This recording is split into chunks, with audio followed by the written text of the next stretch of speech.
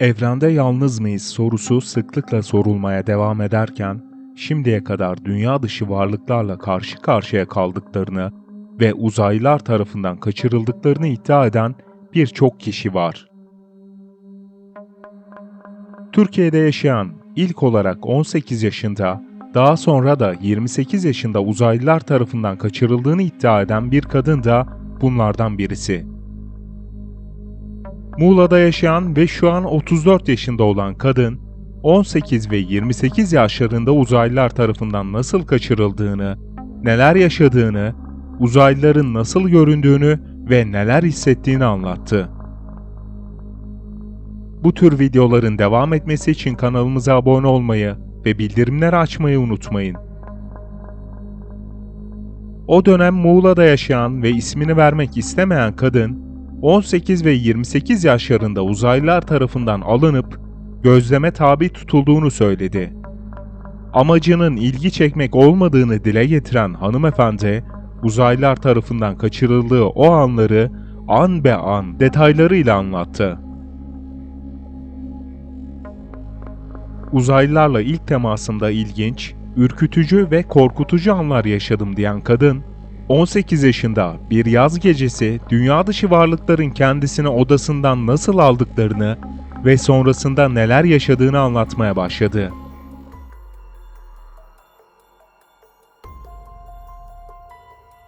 "18 yaşımda Alanya'da yaşıyordum. Gayet normal, diğer günlerden farksız bir gündü. Ailemle beraber denize gitmiştik. Akşama doğru eve döndük. Duşumu aldım, yemeğimizi yedik ve daha sonra biraz dinlenmek ve uyumak için odama geçtim.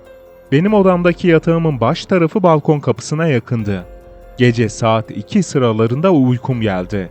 Yatağa uzanmış, açık olan balkon kapısından gökyüzünü ve yıldızları izliyordum. Daha sonra uykuya dalmışım. Rüyamda ilginç ve karmaşık şeyler gördüm ve korkuyla uyandım. Yan tarafımda duran saate baktığımda saat çoktan 4'ü geçmişti. Şaşırdım. 5 dakika bile olmamıştı halbuki uykuya dalalı.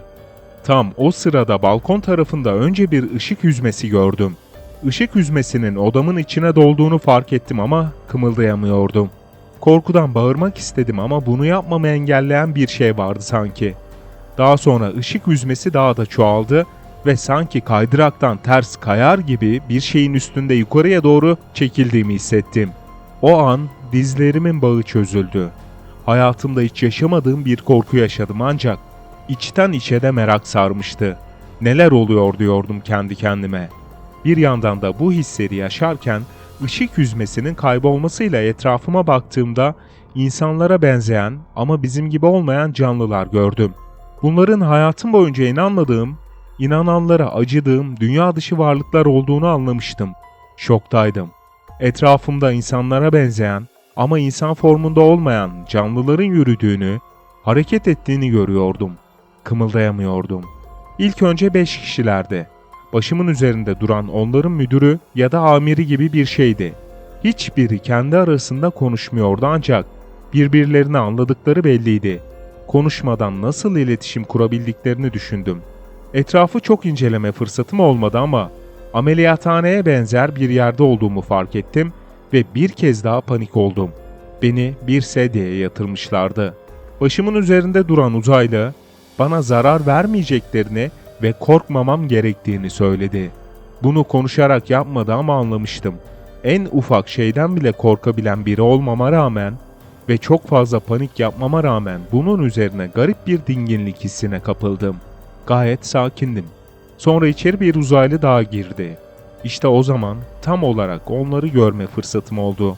Dünya dışı varlıklar 1,60 santim boylarında ince bir yapıya sahiplerdi. Vücutları, ten renkleri grimsi ya da bej rengindeydi. Yeşil bir üniformayı andıran kıyafetler giydiklerini hatırlıyorum. Başları vücutlarına oranla daha büyüktü. Hiç tüy yoktu. Gözleri çok iriydi. Göz bebekleri yoktu. Simsiyah bir boşluk gibiydi iri gözleri.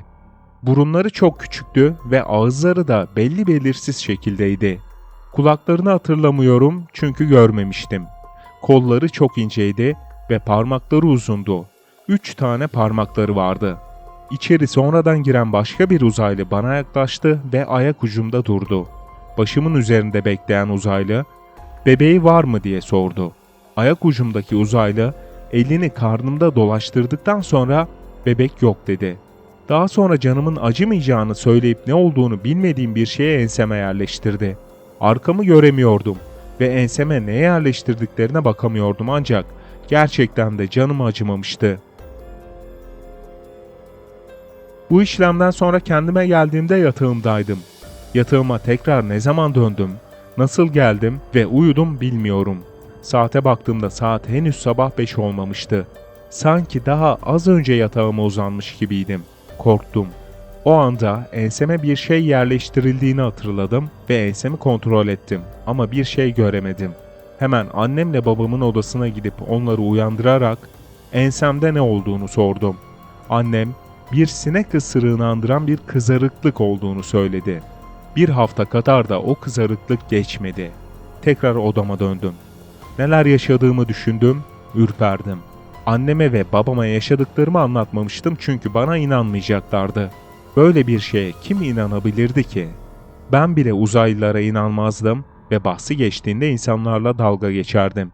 Ancak benim başıma böyle bir şeyin geleceğini hayal bile edemezdim.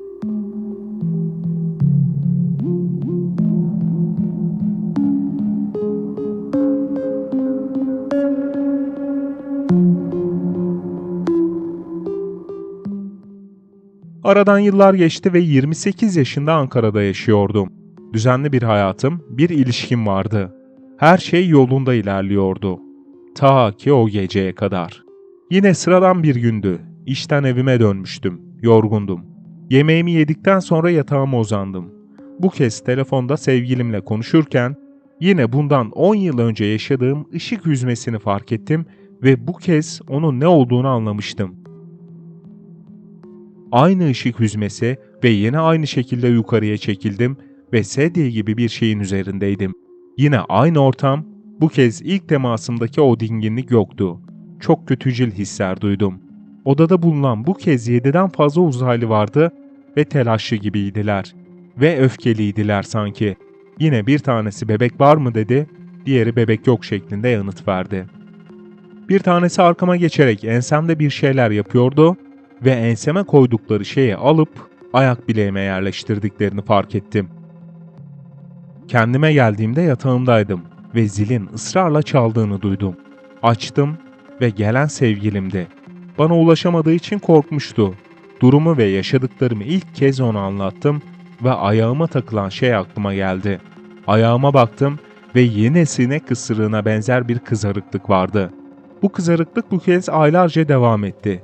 Sevgilim ısrarla hastaneye gitmemizi ve röntgen çekmemizi istiyordu. Orada neyin olduğunu bilmek istiyorduk. Ancak röntgende hiçbir şey yoktu. Yıllarca bunun etkisini ve travmasını yaşadım. Şu an sevgilimle evliyiz ve 2 kız çocuğumuz var. Dünya dışı varlıklarla yaşadığım bu temasları unutamıyorum. Çok sarsıcı ve çok ilginç deneyimlerdi. Bir daha uzaylılarla bir temas yaşar mıyım bilemiyorum. Hamile kaldığım süreçte her zaman tekrar geleceklerini düşündüm ama gelmediler. Umarım bir daha gelmezler.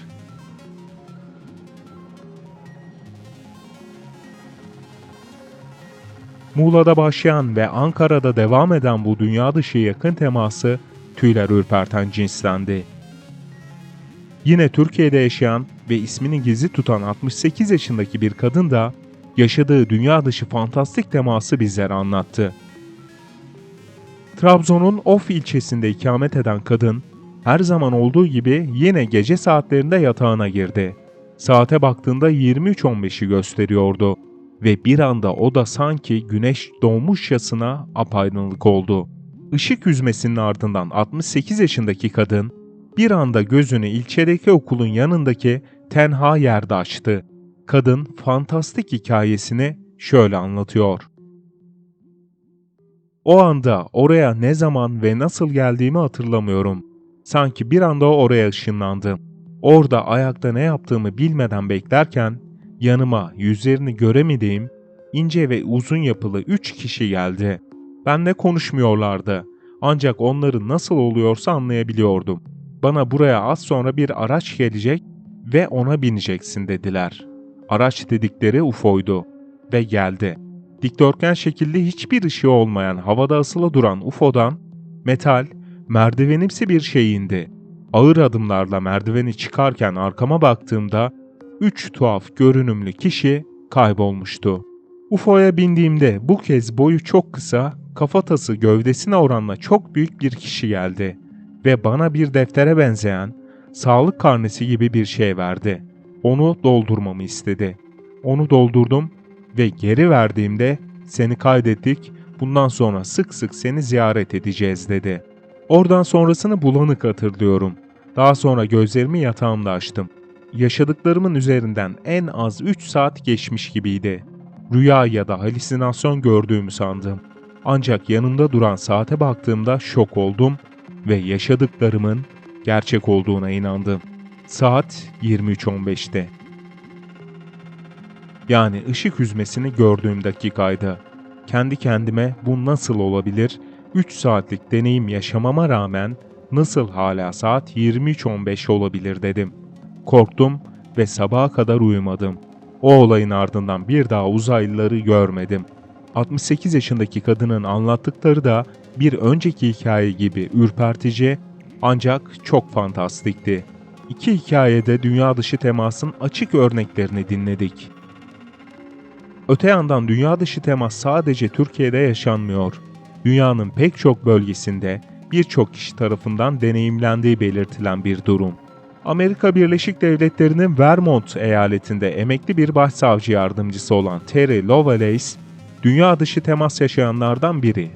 Bugün 67 yaşında olan Lovelace, Incident at Devil's Den isimli kitabında 1977 yılında ABD Hava Kuvvetleri'nde görev yaparken uzaylılarla bir temas yaşadığını ancak işini kaybetme korkusuyla 40 yıl boyunca kaçırılışını sakladığını iddia etti.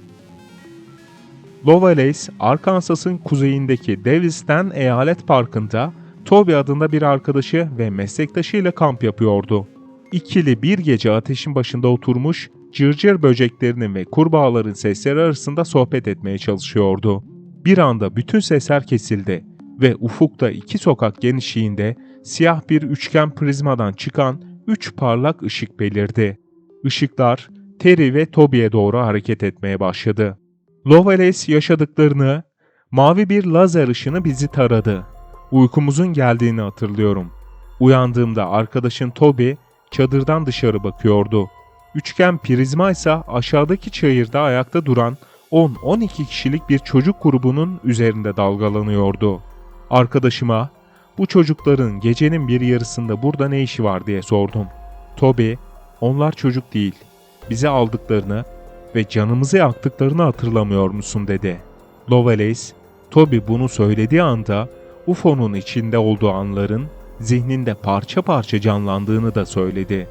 Yıllar sonra Lovelace, hipnoz sayesinde zihninde daha fazla boşluğu doldurmayı başardı ve UFO'nun içindeyken yaratıklarla gerçekten karşılaştığını hatırladı. Türkiye'deki 2 kadının ve Amerika Birleşik Devletleri'ndeki bir adamın yaşadıklarını kendi ağızlarından sizlere aktardık. Siz, uzaylılar tarafından kaçırıldığını söyleyen bu insanlara inanıyor musunuz? Siz, dünya dışı varlıklarla temasın olabileceğini düşünüyor musunuz? Düşüncelerinizi yorumlar kısmına yazabilirsiniz. Bu tür videoların devam etmesi için kanalımıza abone olmayı ve bildirimleri açmayı unutmayın. Bir sonraki videoda görüşmek dileğiyle.